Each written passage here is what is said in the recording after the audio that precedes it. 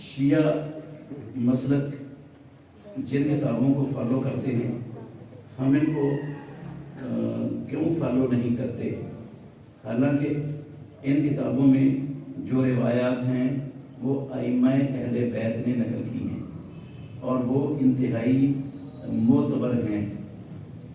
یہ سوال ہے عزیز بھائیو، سب سے پہلی بات یہ ہے کہ ہمارے خالق و مالک پروردگار رب العالمین احکم الحاکمین نے ہمیں فالو کرنے کا حکم دیا ہے اللہ کے دین کو۔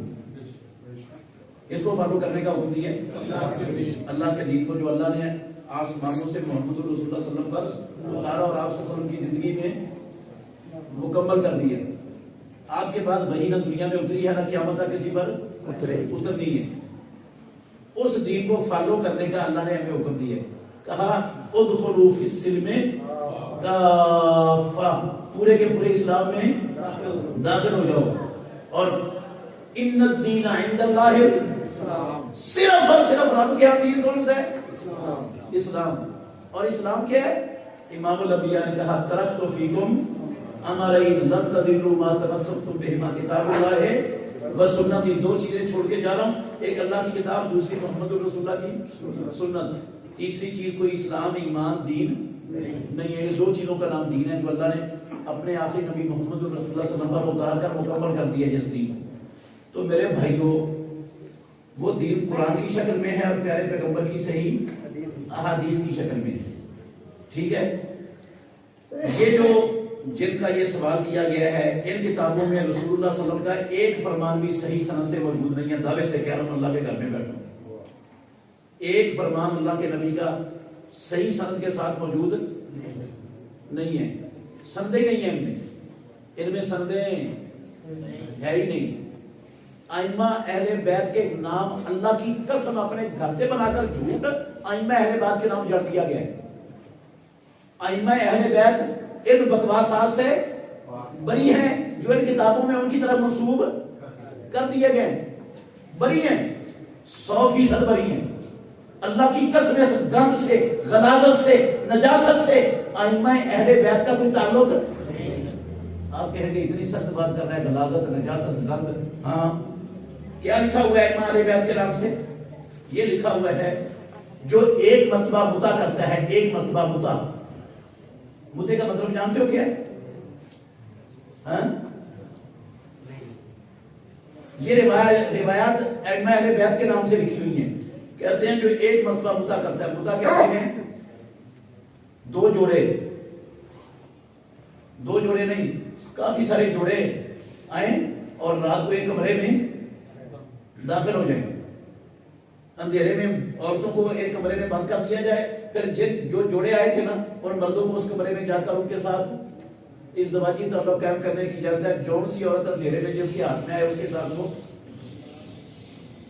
تعلقات قائم کر لیں، وہاں اپنی بیوی کا اس کو کہتے ہیں متا۔ جو زندگی میں ایک مرتبہ متا کرے گا، امام جعفر صادق رحمۃ اللہ علیہ کے نام اور ذمہ جھوٹ باندھا ہے، یہ بکواس ان کے ذمہ لگائی ہے۔ جو ایک مرتبہ کرے گا وہ حضرت حسن کے درجے کو پہنچ جائے گا، جو 2 مرتبہ کرے گا وہ حضرت حسین کے درجے کو پہنچ جائے گا، جو 3 مرتبہ یہ کام کرے گا حضرت علی کے درجے کو پہنچ جائے گا، اور جو 4 مرتبہ کرے گا رسول اللہ صلی اللہ علیہ وسلم نے فرمایا وہ میرے درجے کو پہنچ جائے گا۔ اس کو میں نے کہا یہ نجاست ہے، یہ غلاظت ہے، یہ گند ہے۔ ائمہ اہل بیت اس غلاظت، نجاست، گند سے 100% بری اور پاک ہے۔ تو ایسی بکواسات ان کی زبانوں سے نہیں ادا ہو سکتی۔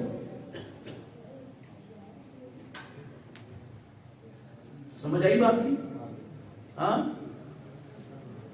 یہ اس طرح کی باتیں اللہ کے نبی کی باتیں نہیں ہیں۔ یہ عبداللہ بن سبا یہودی کا بنایا ہوا دین ہے جس کو اس نے یہ مسلمانوں میں پھیلانے کے لیے یہ رستہ اختیار کیا۔ ائمہ اہل بیت کے نام منسوب کر کے یہ پھیلایا ہے، ورنہ یہ پھیل سکتا نہیں تھا۔ پیچھے اس کے عبداللہ بن سبا یہودی ہے، رسول اللہ صلی اللہ علیہ وسلم کا کوئی قول و فعل نہیں ہے ان کے پاس صحیح سند کے ساتھ۔ وہ موجود ہے صحیح بخاری میں، وہ موجود ہے کس میں؟ صحیح بخاری میں، صحیح مسلم میں۔ ساری دنیا کا کلمہ پڑھنے والا مسلمان متفق ہے قرآن مجید کے بعد رب کی زمین پر آسمان کے نیچے سب سے صحیح ترین کتابیں بخاری اور مسلم ہیں۔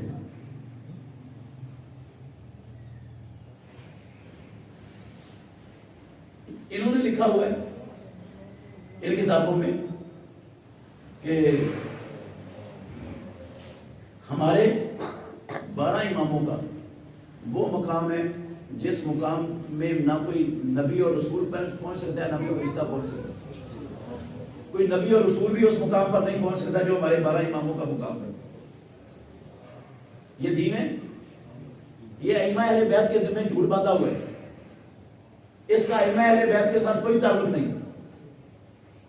ائمہ اہل بیت ان چیزوں سے بکواسات سے پاک ہے.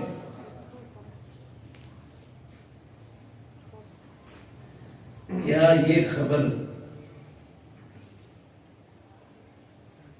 کیا یہ ضروری ہے کہ ایک مسئلے میں چاروں ائمہ امام بخاری، مسلم، ترمذی، احمد بن حنبل کو فالو کیا جائے؟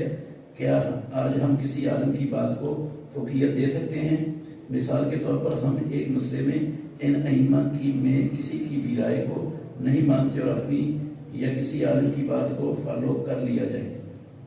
عزیز بھائیوں توجہ سے سننا، محمد رسول اللہ صلی اللہ علیہ وسلم کے فرمان کے مقابلے میں، آپ کی حدیث کے مقابلے میں ابو بکر صدیق رضی اللہ عنہ کی بات آ جائے وہ بھی فالو نہیں ہو سکتی.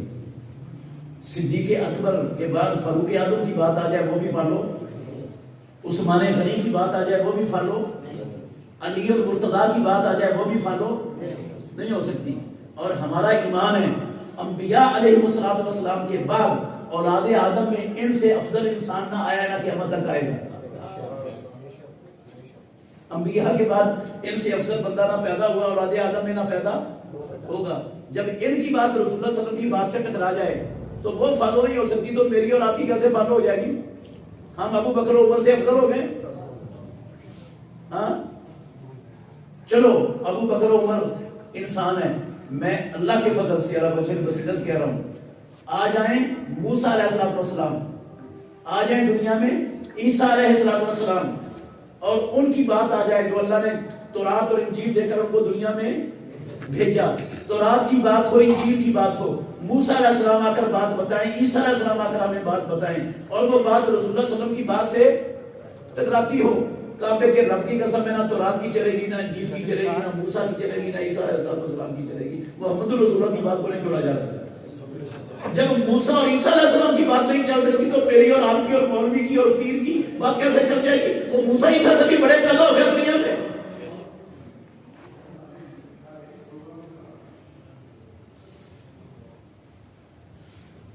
فرض نماز کے بعد اگر کوئی مقتدی کہے تو کیا اجتماعی دعا کروائی جا سکتی ہے؟ کیا رسول اللہ صلی اللہ علیہ وسلم کا ایسا کوئی عمل ہے؟ نماز جمعہ کے دوران کیا امام مقتدیوں سے مخاطب ہو سکتا ہے؟ امام مقتدیوں کو اپنے جملوں پر سبحان اللہ کہلوا سکتا ہے؟ عزیز بھائیوں دعا کا مسئلہ اچھی طرح سمجھنے میں فائدہ ہوگا انشاءاللہ. بڑا الجھا ہوا ہے ہمارے معاشرے میں، خلاصہ اس کا بیان کر رہا ہوں. دعا اللہ کی عبادت ہے. دعا کیا ہے؟ اللہ کی عبادت. اس کو اللہ نے قرآن میں عبادت کہا ہے. ان الذین یستکبرون عن عبادت، پہلے اللہ نے کہا وقال ربکم ادعونی استجب لکم، تمہارے رب نے کہا مجھ سے دعا مانگو میں تمہاری دعا کو قبول کروں گا. اور ساتھ کہا اور جو مجھ سے دعا کرنے سے میری عبادت سے تکبر کرے وہ ذلیل ہو کر جہنم میں داخل ہوگا. دعا کو اللہ نے کیا کہا ہے صاحب میں؟ عبادت. اور رسول اللہ صلی اللہ علیہ وسلم کا فرمان ہے ترمذی میں، ابو داؤد میں، الدعاء هو العبادہ، دعا کیا ہے؟ عبادت ہے. اور میں اور آپ پیدا کس لیے ہوئے دنیا میں؟ اللہ کی عبادت کے لیے. وما خلقت الجن والانس الا لیعبدون. دعا عبادت ہے تو عبادت پھر کرنی چاہیے کہ نہیں؟ ہاں ہم پیدا ہی عبادت کے لیے ہوئے ہیں. دعا کوئی اللہ نے عبادت کا. اور پھر جو بندہ اللہ سے دعا نہیں مانگتا اللہ اس سے ناراض ہو جاتا ہے. اللہ اس سے کیا ہو جاتا ہے؟ ناراض ہو جاتا ہے. حدیث ہے ترمذی میں آپ نے فرمایا من لم یسأل اللہ یغضب علیہ، جو اللہ سے نہیں مانگتا اللہ اس سے ناراض ہو جاتا ہے. دنیا کے بالکل الٹ معاملہ ہے. آپ دنیا والوں سے مانگو تو مانگنے سے کیا ہوتے ہیں؟ رب سے نہ مانگو تو رب تب ناراض ہوتا ہے، جتنا مانگو اتنا خوش ہوتا ہے. پھر دعا کی قبولیت کے کچھ اوقات ہیں، کچھ حالات ہیں. ان میں ویسے تو 24 گھنٹے اللہ ہر بندے کی ہر دعا سنتا ہے، لیکن کچھ اوقات میں زیادہ قبول ہوتی ہے. ان کے اندر اہتمام کریں دعاؤں کا. اچھا چونکہ دعا عبادت ہے، مسئلہ سمجھنا. کیونکہ دعا کیا ہے؟ کیا ہے؟ عبادت میں طریقہ میرا یا آپ کا یا مولوی صاحب کا یا پیر صاحب کا یا مفتی صاحب کا نہیں چلنا. عبادت میں طریقہ چلنا ہے جو آسمانوں والے رب نے اتارا اور محمد رسول اللہ نے اختیار کیا. اللہ کے نبی کا طریقہ چھوڑیں گے تو وہ عبادت قبول نہیں ہوگی. میں اللہ کے گھر میں بیٹھا ہوں, دیانتداری سے کہتا ہوں, اللہ وجہ بصیرت کہہ رہا ہوں, ذمہ دار ہوں. محمد رسول اللہ صلی اللہ علیہ وسلم نے پوری نبوی زندگی ایک مرتبہ بھی فرض نماز کے بعد اجتماعی دعا نہیں کروائی. ایک مرتبہ پوری نبوی زندگی اجتماعی دعا نہیں کروائی. جمعے کے بعد محمد رسول اللہ نے پوری نبوی زندگی ایک مرتبہ بھی اجتماعی دعا نہیں کروائی. کسی کا نکاح پڑھانے کے بعد امام الانبیاء نے پوری نبوی زندگی اجتماعی دعا نہیں کروائی. دعوے سے کہہ رہا ہوں, کسی کے گھر میں دعوت کھانے کے بعد محمد رسول اللہ صلی اللہ علیہ وسلم نے اجتماعی دعا زندگی میں ایک مرتبہ بھی نہیں کروائی. لوگ آپ کو کہتے تھے دعا کرنے کا, آپ نے کبھی اجتماعی دعا نہیں کروائی.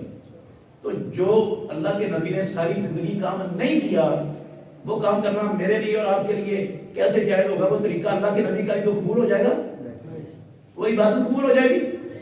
آپ کہیں گے حج کیا ہے؟ ہاتھ اٹھانے میں. ہاتھ اٹھانا حدیث میں تو آتا ہے بھئی, رسول اللہ صلی اللہ علیہ وسلم نے فرمایا جو اللہ کہتے ہیں جو بندہ میرے سامنے ہاتھ اٹھاتا ہے مجھے شرم آتی ہے اس کے ہاتھوں کو خالی واپس کروں. تو ہاتھ اٹھانا تو ثابت ہے, دعا میں بالکل ثابت ہے. لیکن بات ہو رہی ہے اجتماعی دعا کی کہ اللہ کے نبی نے اجتماعی دعا ان موقعوں پر زندگی میں ایک مرتبہ نہیں کروائی. اگر اجتماعی دعا کا وجود ہوتا تو رسول اللہ صلی اللہ علیہ وسلم کرواتے کہ نہ کرواتے؟ صرف رسول اللہ نہیں, خلفائے راشدین, اشرا مبشرہ صحابہ میں سے کسی صحابی سے بھی اجتماعی دعا کرنا نماز کے بعد, جمعے کے بعد, جلسے کے بعد, درس کے بعد, نکاح کے بعد, دعوت کھانے کے بعد نہیں ثابت, نہ کسی رسول اللہ سے نہ صحابہ سے. ایک صحابی سے بھی ثابت نہیں ہے.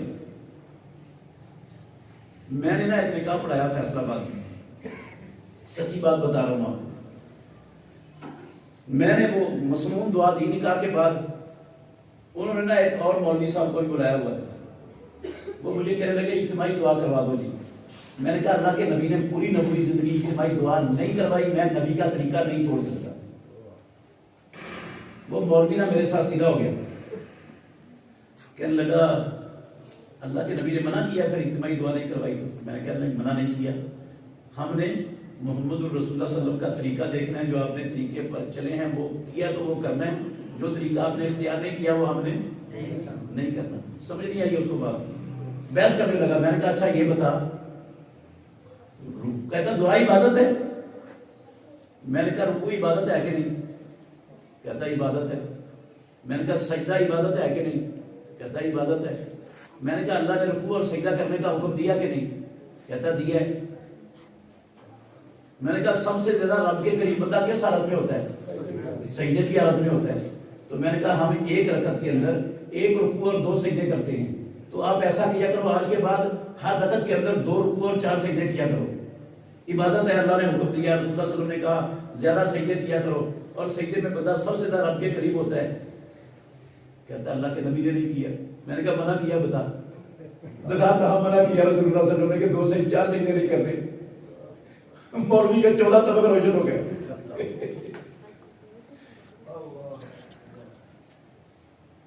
دین کا حلیہ بگاڑنے میں سب سے بڑا کردار ہے مولویوں کا. صحیح بات کہہ رہا ہوں, ہمارا بھی کردار ہے. ہم نے خود نہیں پڑھا, ٹھیکہ سارا دے دیا کس کو؟ مولوی کو, اور مولوی کے پیچھے آنکھیں پر پٹی باندھ کر چل پڑے.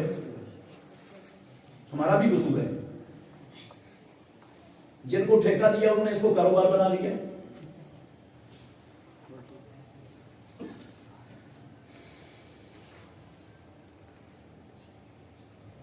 نماز جمعہ کے دوران امام مختویوں سے مخاطب ہو سکتا ہے سبحان اللہ کہلوا سکتا ہے, کوئی عرض نہیں. رسول اللہ صلی اللہ علیہ وسلم جمعے کے خطبے کے دوران لوگوں سے مخاطب ہوتے تھے, جمعہ خطبہ دے رہے تھے. ایک بندہ آیا, صحیح بخاری کی حدیث ہے, آپ نے میں 2 رکعتیں پڑھی؟ کہتا نہیں پڑھی. آپ نے میں 2 رکعتیں پڑھ اٹھ کے. یہ گفتگو ہوئی کہ نہیں امام کی مقتدی کے ساتھ خطبے کے دوران؟ تو امام خطبے کے دوران گفتگو کر سکتا ہے, اس کی بھی اجازت ہے. لیکن لوگ آپس میں خطبے کے دوران گفتگو, کوئی سوئے ہوئے کو جگا بھی, کوئی باتیں کرنے والے کو روک بھی نہیں سکتا. جو روکے گا, جو جگائے گا, وہ اپنا ٹائم اپنا جمعے کا ثواب ضائع کر بیٹھے گا. مقتدی سب سے بول سکتا ہے, سب کو بلوا سکتا ہے, امام مقتدیوں میں سے. خطبہ جمعہ کا وقت تقریباً کتنا ہے؟ 50 منٹ، 20 منٹ یا 1 گھنٹہ؟ بھئی یہ وقت خطبہ جمعہ کا نہ اللہ نے مقرر کیا نہ رسول اللہ صلی اللہ علیہ وسلم نے مقرر کیا، کہ جب جس چیز کو اللہ اور اللہ کا رسول مقرر کر دینا اس میں کمی بیشی نہیں ہو سکتی، اور جس کا ٹائم نہ اللہ نے مقرر کیا قرآن میں نہ مدینے والے امام نے مقرر کیا، اس کا کیا مطلب ہے کہ وہ بندوں کی اپنی استطاعت اور مرضی پر ہے، جتنا مناسب سمجھتے ہیں اتنا وہ خطبہ دے سکتے ہیں۔ اگر زیادہ لمبا خطبہ دینا غلط ہوتا تو رسول اللہ صلی اللہ علیہ وسلم وقت مقرر کرتے کہ نہ کرتے؟ اللہ وقت مقرر کرواتا کہ نہ کرواتا؟ رکعتیں رب نے مقرر کروا دی نا، ہاں تو وقت کیوں نہیں مقرر کروایا خطبے کا؟ جب رب نے نہیں کروایا تو مولوی کون ہوتا ہے اپنے پاس سے مقرر کرنے کا اختیار رکھنے والا؟ اس لیے ہر عالم جتنا مناسب سمجھتا ہے، ضرورت محسوس کرتا ہے، اتنا خطبہ دے سکتا ہے۔ اللہ کے نبی نے، اللہ کے گھر میں بیٹھا ہوں دیانتداری سے کہہ رہا ہوں، پیارے پیغمبر نے ایک دن اتنا لمبا خطبہ دیا، زور سے پہلے خطبہ شروع کیا، لوگوں کو نصیحت کرنی شروع کی، زور کا ٹائم ہو گیا زور پڑی، پھر زور کے بعد پھر خطبہ جاری رکھا، پھر عصر کا ٹائم ہو گیا عصر پڑی، عصر کے بعد بھی خطبہ جاری رکھا۔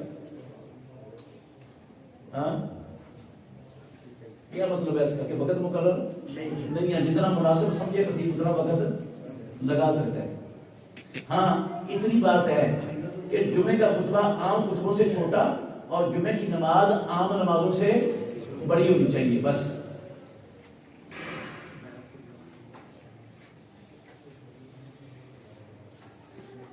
اچھا جی، بیت اللہ میں لوگ کتنے کہتے ہیں کہ 15 منٹ خطبہ ہوتا ہے، نبی کریم کا خطبہ کتنا ہوتا تھا؟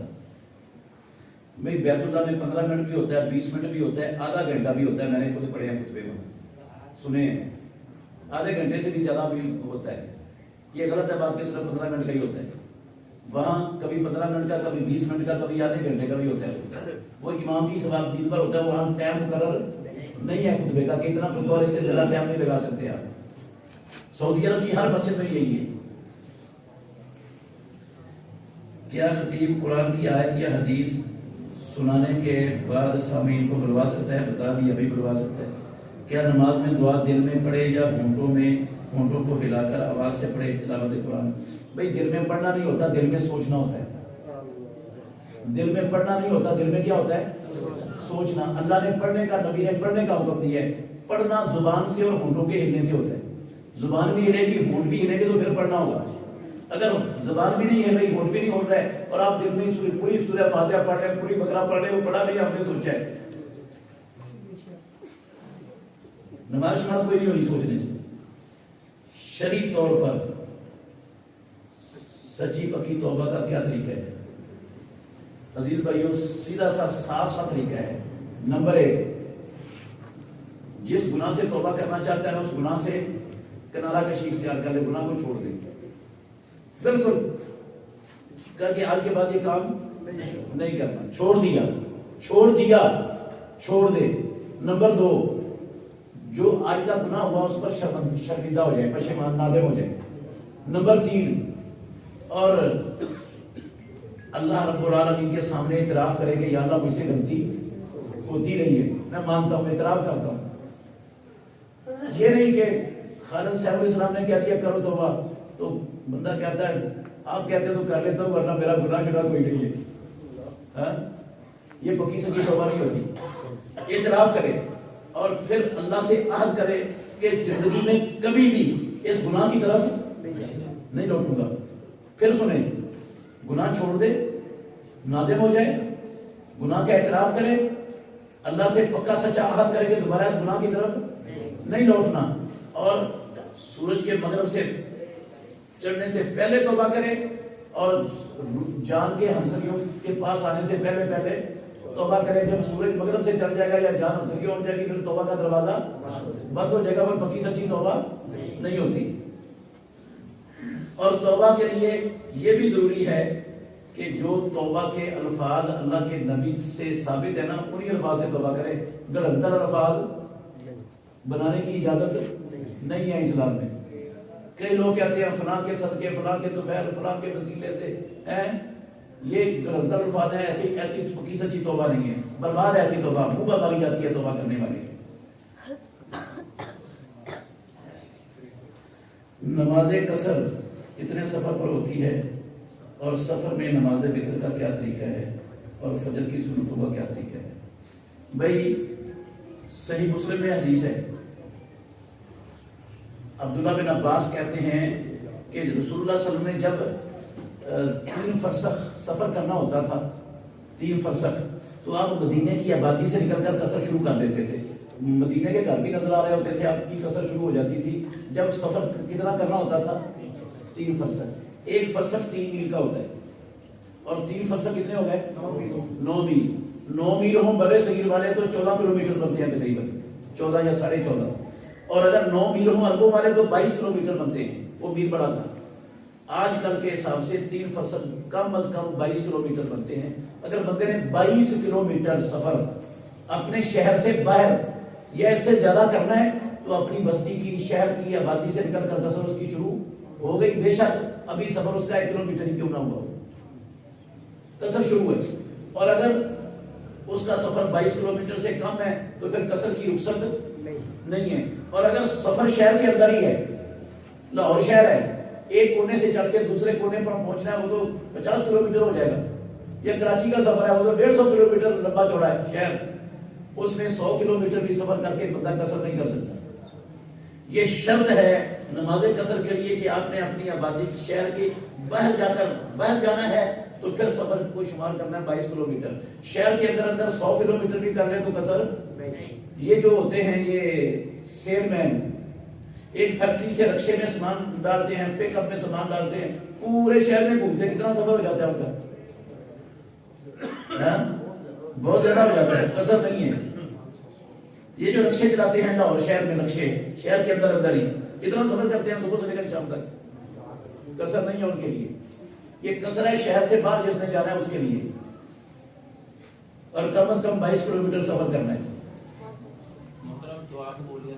نماز وتر اور سنتوں کا وہی طریقہ ہے سفر میں، اور وہی طریقہ ہے عزم. طریقے میں فرق نہیں ہے. البتہ رسول اللہ صلی اللہ علیہ وسلم سفر میں فجر کی سنتیں اور وتر نہیں چھوڑا کرتے تھے. ان کی فضیلت بہت زیادہ ہے، اس لیے رسول اللہ صلی اللہ علیہ وسلم پڑھا کرتے تھے اہتمام سے فجر کی سنتوں کو بھی اور وتروں کو بھی. دعا قبولیت کے اوقات، تہجد کے ٹائم سب سے زبردست دعا کی قبولیت کا وقت ہوتا ہے. اذان اور اقامت کا درمیانی وقفہ، رسول اللہ صلی اللہ علیہ وسلم نے فرمایا اس وقت میں دعا رد ہوتی نہیں. میدان جہاد میں جو مجاہد ہے، لڑ رہا ہے، لڑائی کے وقت اس کی دعا رد نہیں ہوتی. افطاری کے وقت دعا کی قبولیت کا خاص وقت ہوتا ہے. بارش ہو رہی ہو تو پھر بھی دعا کی قبولیت کا خاص وقت ہوتا ہے. بندہ مظلوم ہو تو اس کی دعا بڑی جلدی قبول ہوتی ہے. ماں باپ کی اپنے اولاد کے حق میں دعا بڑی جلدی سنی جاتی ہے. سمجھ آ گئی؟ کیا خطبہ جمعہ میں مسجد کی تعمیر کے لیے، مدرسہ کے طلبہ کے لیے یا مسجد کی بجلی کے لیے فنڈ اکٹھا کیا جا سکتا ہے یا جہاد کے لیے؟ بھائی اعلان کیا جا سکتا ہے، لیکن جب لوگ جا رہے ہو نا تو مسجد کے دروازے پر کھڑے ہوتے ہیں وہ فنڈ لینے والے. خطبے کے دوران امام خطبہ دے رہا ہے اور آپ فنڈ اکٹھا کر رہے ہیں، یہ طریقہ غلط ہے. یہ طریقہ نہیں ہے ٹھیک.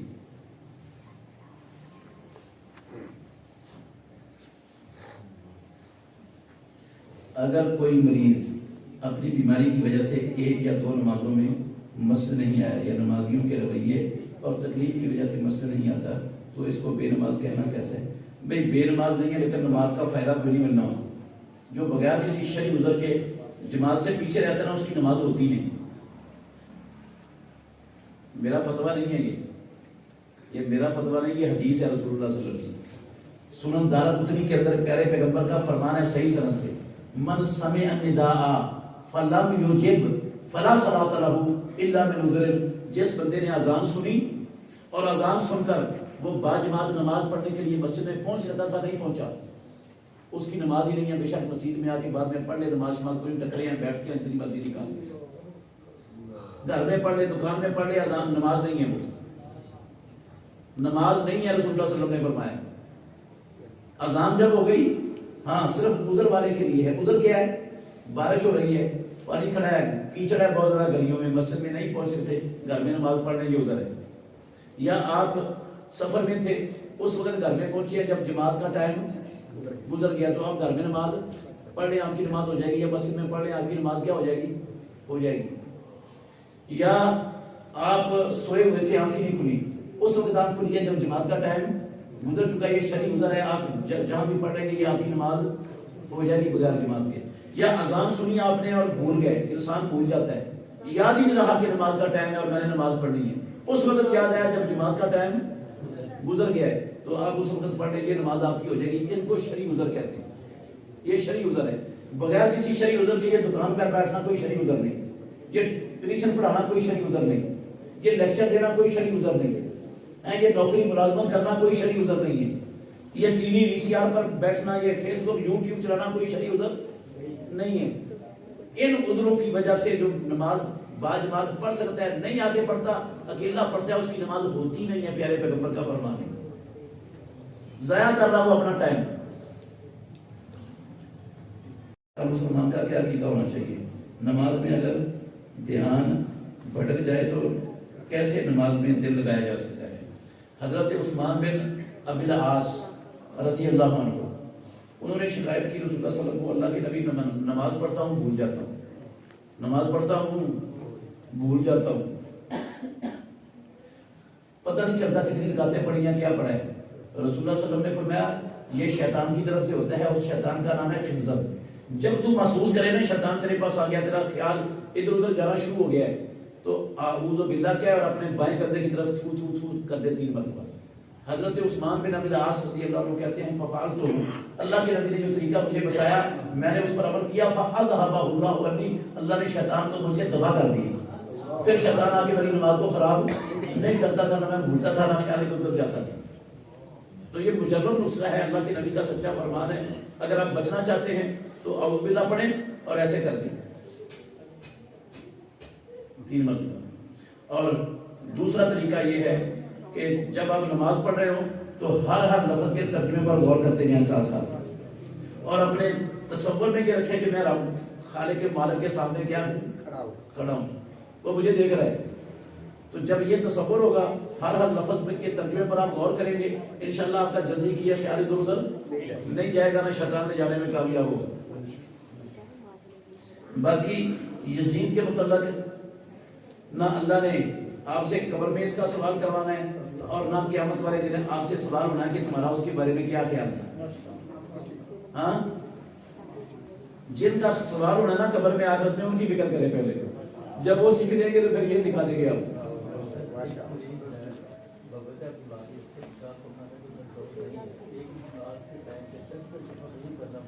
ایک بیمار ہے اس کو 10 دفعہ وضو کرنا پڑتا ہے نماز کے ٹائم، کنٹرول نہیں ہے، پیشاب پر، پخانے پر، ہوا کے خارج ہونے پر، کوئی مسئلہ نہیں بھائی، اس کو 10 مرتبہ وضو کرنے کی کوئی ضرورت نہیں ہے اسلام میں۔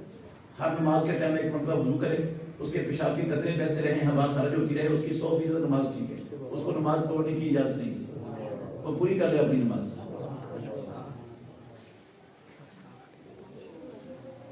جس طرح آپ نے درس میں وعدہ لیا ہے یا خطبہ جمعہ میں خطیب اس طرح ہاتھ اٹھوا کر وعدہ لے سکتا ہے یا اپنے سامعین سے نبی پر درود پڑھوانے کا کیا سکتا ہے بتایا تو سبحانک اللہم ربنا و بحمدک اشہد ان لا الہ الا انت استغفرک و اتوب الیک۔